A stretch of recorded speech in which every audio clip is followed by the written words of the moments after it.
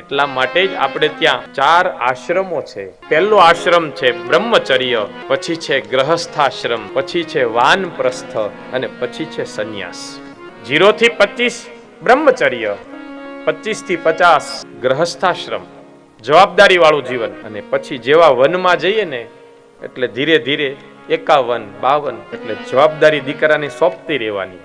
75 વર્ષ સુધીમાં દીકરો સેટ થઈ જાય પછી એક જ કામ આવે જીવનમાં, ભગવાનનું ભજન, બીજું કાંઈ ન હોય. આ આપણને શીખવાડે છે ઋષભદેવ.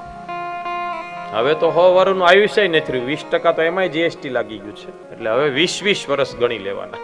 રમેશભાઈ, એમ અહીંયા ભરતજી પણ ગાદી તો સંભાળી લીધી, પણ સમય જતા ભરતજીએ પણ એના દીકરાને ગાદી સોંપી દીધી. જો તમે આમાં ઋષભદેવ છે એ જ્ઞાની પરમહંસ છે, જ્ઞાનની પરાકાષ્ઠા છે, અને ભરતજી છે એ ભક્ત પરમહંસ. 2 પરમહંસોની કથા છે. એટલા માટે જ ભરતજીએ પણ એના દીકરાને ગાદી સોંપી, એ પણ કુલ્હાશ્રમમાં ગંડકી નદીને કિનારે. આ ગંડકી નદી નેપાળમાં આવી. ગંડકી નદીને કિનારે શાલિગ્રામ એમાંથી નીકળે. જેમ નર્મદામાં શિવલિંગ નીકળે એમ ગંડકી નદીમાં શાલિગ્રામનો મહિમા છે. એ પણ ભગવાનનું ભજન કરવા માટે ગયા.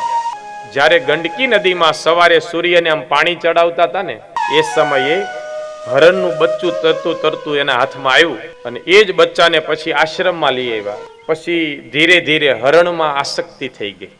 આવ્યા બધું છોડીને હરિનું ભજન કરવા આશ્રમમાં આવ્યા, પછી હરણમાં આસક્તિ થઈ. પછી તો હરી હરી કરતા હરણી હરણી હરણી થઈ ગયું. એટલે ભાગવતમાં એવું લખ્યું છે કે એ જ ભરતજી અંત સમયે હરિની જગ્યાએ હરણનું ચિંતન કરતા કરતા મૃત્યુ પામ્યા.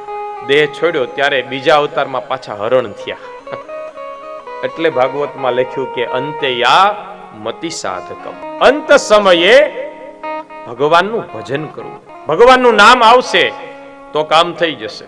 અને એ જ હરણ પૂર્વ અવતારનું જ્ઞાન છે, ખાતું નથી, પીતું નથી. અને એ હરણનો દેહ છૂટ્યો એટલે વળી પાછા એક બ્રાહ્મણને ત્યાં વળી પાછો એનો જન્મ. એ બ્રાહ્મણને 2 પત્ની હતી, એમાં બીજી પત્નીને જોડુલું આવ્યું, છોકરો અને છોકરી. એમાં જે છોકરો હતો એ ભરતજી વળી પાછા આવ્યા. પણ બીજા અવતારમાં એને નિર્ણય લઈ લીધો, જ્ઞાન હતું પૂર્વનું, હવે બોલવું જ નહીં, મૌન ધારણ કરી લીધું. એના પિતાશ્રીએ યજ્ઞોપવિત સંસ્કાર આપ્યા, ગાયત્રી મંત્ર બોલવા કીધું, પણ મૌન, કાંઈ બોલે નહીં. મા બાપને ચિંતા કરતા કરતા મૃત્યુ પામ્યા. પછી તો ઓરમાના હાથમાં જિંદગી ગઈ. એ ભરતજીને ખેતરમાં પાણી વાળવા મોકલે તો પાણી એમનામ જવા દે, પક્ષીને ઉડાડવા મોકલે તો ઉડાડે નહીં, પક્ષીને ખાવા દે. કારણ કે મૌન ધારણ કરી લીધું કે કાયિક, વાચિક, માનસિક કોઈ પણ પ્રકારનું હવે પાપ કરવું નથી. આમાં ફસાવ તો થાય ને.